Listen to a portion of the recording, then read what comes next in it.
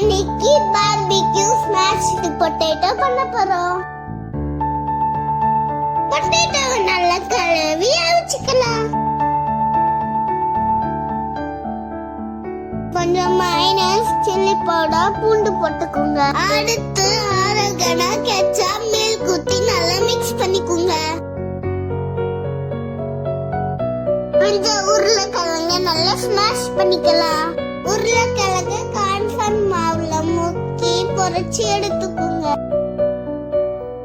நம்ம பண்ணி வச்ச மைனஸ் இதுல ஊத்திக்கலாம். பார்க்கவே சூப்பரா இருக்கு. சாப்பிட்டு பார்க்கலாம்.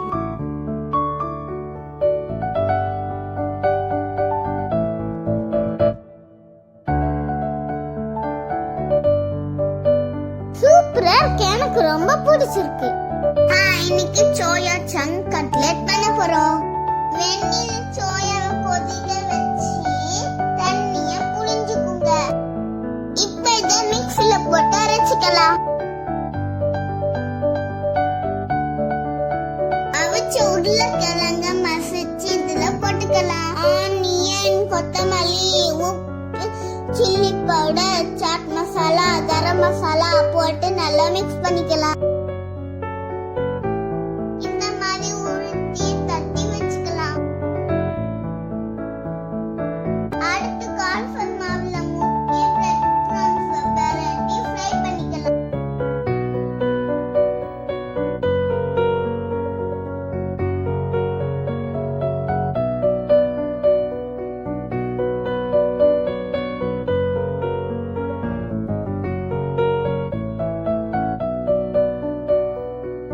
சூப்பரா இருக்கு. எனக்கு ரொம்ப பிடிச்சிருக்கு.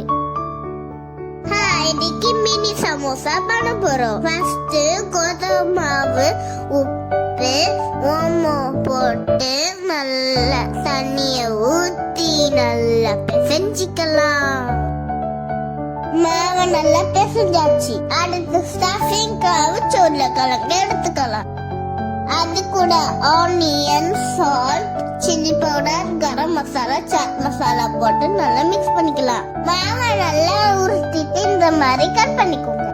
இப்ப சீஸ் இதுல வச்சுக்கலாம். அதுக்கு மேல உருளைக்கிழங்கு ஸ்டஃபிங்க வச்சுக்கலாம். இப்ப இத சமோசா மாதிரி மடிக்கிட்டுக்கலாம். லாஸ்டா எண்ணெயில ஃப்ரை பண்ணி எடுத்துக்கலாம். சூப்பரான சமோசா